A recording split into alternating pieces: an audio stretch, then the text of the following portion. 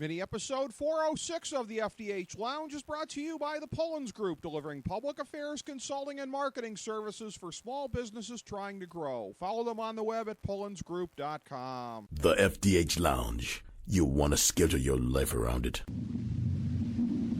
A long time ago, on a gloomy, wet Cleveland spring night, two men stand alone amidst the late-night drizzle.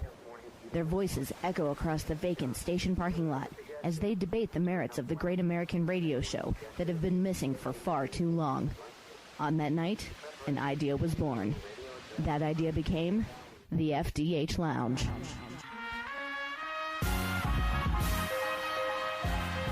Welcome to the FDH Lounge. All right, everybody, we're taking a look down south, the NFC South right now. Rick Morris and Kyle Ross in the FDH Lounge. We're taking a look back to 2013 to take a look ahead to 2014. What will be the landscape in the NFC South? Two teams that made the playoffs from the division a year ago, Carolina and New Orleans. And I can tell from talking to Kyle off air that we're coming at this from different perspectives. I'm going to have Carolina repeating as division champions, New Orleans missing the playoffs, versus Kyle, you got that going the other way around. Yeah. When you look at this division, at a macro level, including the other two, Atlanta and Tampa Bay, huge divide between the top two and the bottom two. Last year. Yeah, last year. This was a division that I think going into the year, everyone thought would be kind of squished together. Right. Turned out that you had Carolina and New Orleans way up here, Atlanta and Tampa Bay way down there. The other two, 4-12. I always reference this every year when we talk about the NFC South. There's never been a repeat division winner. And you've always been right about that. Yes. So that works against Carolina. They got hot down the stretch. Now, Carolina, keep in mind, was a team I've liked that had underperformed my expectations for a couple years. 2 years ago, I picked them to make the playoffs. They didn't. And then last year, they chose to. I was a year early on them. I think a lot of that had to do with Ron Rivera coaching for his job. Well, I know they had a great defense. Let me get all urban on you by spelling the word THO. That defense, though, I mean, they are amazing and young. It's a good group. Yeah. But the offense around Cam Newton is not very good. True. And he needs help at the skill position. Yes, and you have to think they may actually wind up trading up if they can, even in a deep receiver class, because you don't want to wait till everyone gets better than because when you look at the teams that are going to draft a receiver potentially in the first round, Carolina will be the last of those teams. Right. Obviously, some people say the Raiders may take Watkins at number 5. Other teams looking at receivers, you have the Rams, maybe with their second pick. Steelers are a candidate to do so. The Ravens, Jets, Eagles, Browns with their second pick. So Carolina wants to be careful there. They may wind up trading up. I just think that given the history of this division and the fact that Carolina jumped from 7 to 12 wins last year, that they fit the profile of a team that will drop back. Okay. Now, I know New Orleans kind of did the same. New Orleans was a team I was higher on than anybody. You were right about that. Last year. Yeah. I said they were my pick to be the non-playoff team to get the bye this year. It looked like they were going to be that team until the end of the year. Carolina lapped them. And I think that works in the Saints' favor because they didn't win the division. Jimmy Graham's situation is interesting. They're going to bring him back. By the way, as a fantasy guy, how intriguing is that whole situation? Is he a receiver? Is he a tight end? Yeah. I love that whole debate. I mean, as someone who's trying to get mandatory tight ends out of my fantasy league, I want him to be dubbed as a receiver so bad. And I'm in a super old school league. Well, actually, they're sister leagues. They've been around since 93 and 94, but they have the same set of rules. We've never had mandatory tight ends because back then it was a little bit more loose and relaxed on that 3 wide receiver / tight end spots. But Jimmy Graham he's a number 1 tight end, but he plays like a number 1 wide receiver. He lines up as a receiver is what his agent's going to argue. Yeah, and that's going to be a very interesting thing in arbitration here. But that's symbolic to me of, I know Carolina's got bad contracts, as you mentioned me off air, the Marty Hurley era, of course. New Orleans got a lot of bad contracts themselves. By the way, when we look into the distant part of it here, maybe possibly Drew Brees as well. They may end up paying Drew Brees for some Albert Pujols type years before it's all said and done. We're not at that point yet. No, correct. We're not there. But New Orleans is not in a great position cap-wise either. I'm picking them to slide back to 8-8. I'm picking Carolina 10-6. Okay, so we're sort of doing the same thing. We're doing with the same different thing teams. with different teams. Yeah. I don't think either team will match its win total from last year. I don't either. Let's talk about it. 12-4 Carolina, 11-5 New Orleans. Neither one of us have them matching. Yeah, that. I said before the year New Orleans would be 11-5. They hit it. And Carolina, I said 8-8. They went 12-4. I could see Carolina going back to 8-8 just because, again, not to cite the history, but it's interesting that these two teams seem to be in similar situations, not cap friendly at all. So Yeah, neither of them will match their win total from the previous year. And another reason we have to think that is not just it's that the bottom two are going to be better. They're going to Atlanta and refund Tampa Bay. some wins, Yeah, yes. because no one thought either the Falcons or Bucks would be 4-12, particularly the Falcons, a team that I know you've always had more regard for than I do. Well, and the thing of it is, too, I go back to what you said at the beginning of the year that was very interesting. And you said that you didn't really have a good feel for Tampa Bay on what they were going to do. And they were my NFC team that I did not have a good feel on. They were a huge enigma to you, and they started off like crap and rallied to win 4 games after being winless for so long. So they were sort of an enigma within the season, because the second half of the season, they were merely below average / bad. They were horrific prior to that. And Atlanta, again,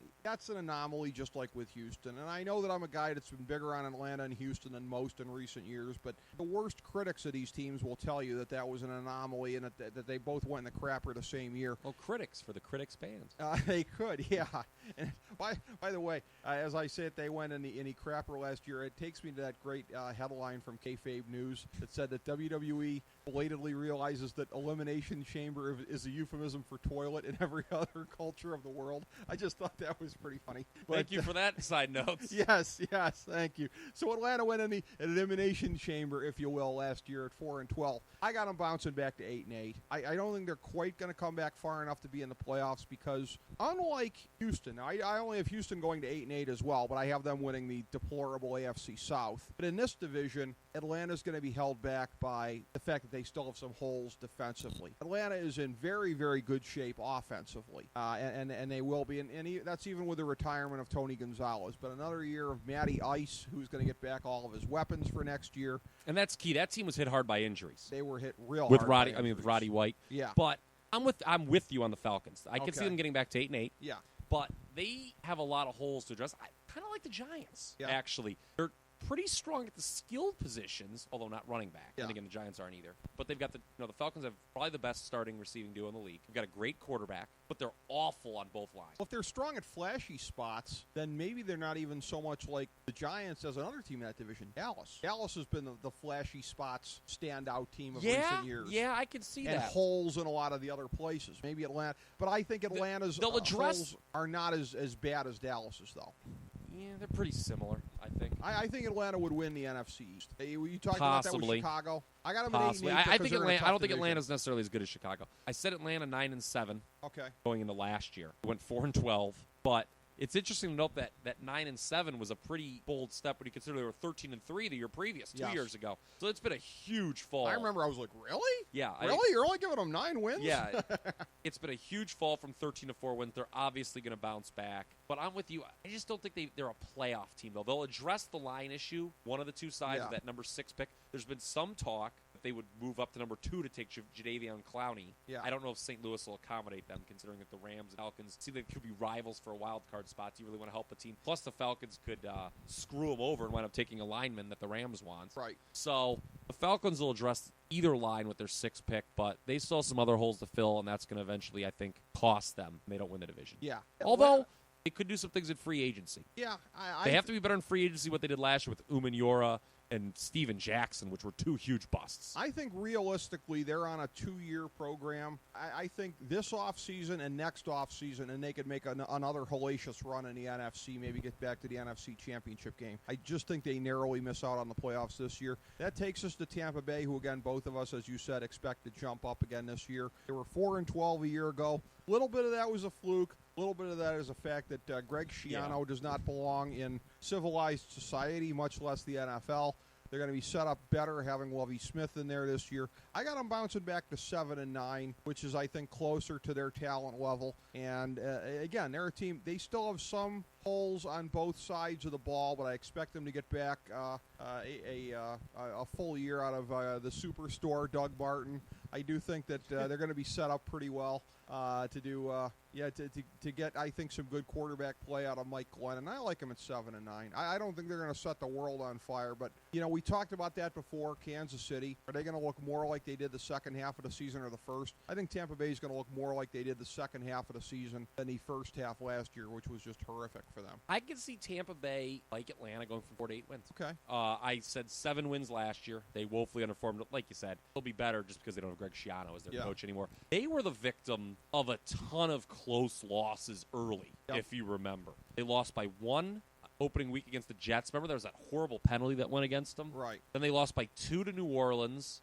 Week 4, they lost by 3 to Arizona. They took Seattle to overtime when they were still winless. So that's 0-4 in close games. They won 2. They were 2-4 in games decided by 1 possession. So they were the anti-Colts then. Yeah. So, like Atlanta, there's no reason to believe that this team doesn't improve. I think that this division does end up like I thought it would be this past year, more congested with now one dominant team.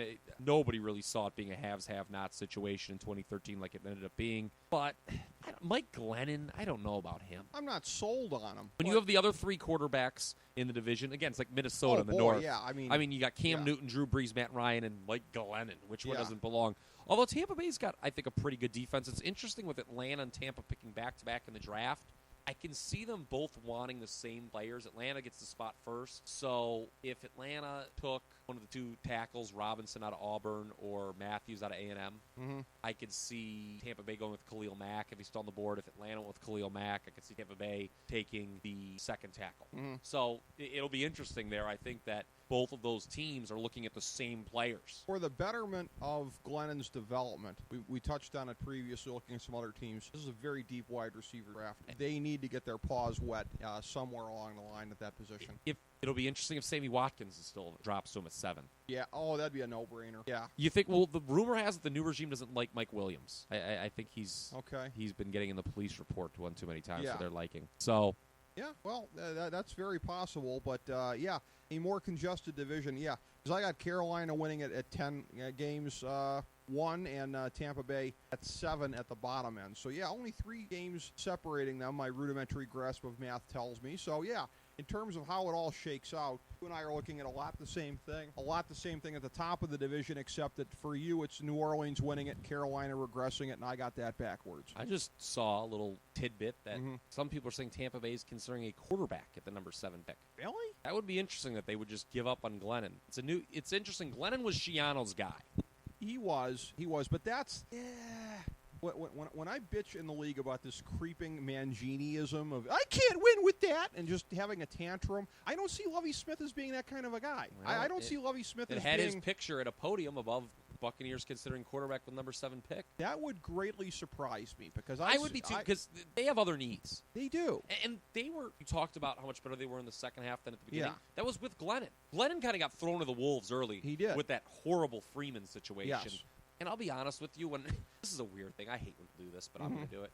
When I saw Glennon at the podium at first, I was like, oh, this guy's no good. But, he played okay down the stretch. Right. Carolina's a team, by the way, that after infamously doing so bad under Ron Rivera in close games, turned it around last year. So don't doubt that close game metric. Okay. So it'll be interesting to see, but I just wanted to throw that out there. Okay. All right. Well, as always, Kyle Ross, I don't doubt that close game metric. I always accept that I am someone who is in no position to doubt El Dandy. As we bring the show to a close, we would like to extend our deepest gratitude to NBC, CBS, ABC, Fox, all Clear Channel affiliates, TNT, TBS, USA, UPN, Deadspin.com, YouTube.com, YTMND.com, MySpace.com, various blogs, Fox News, CNN, CNBC, MSNBC, IamBoard.com, Billboard.com, Google.com, ESPN, ESPN2, ESPN News, ESPN Classic, NBA TV, NFL Network, Sports Time Ohio, Athlon Magazine, Comedy Central, Cartoon Network, The Boomerang Channel, QVC,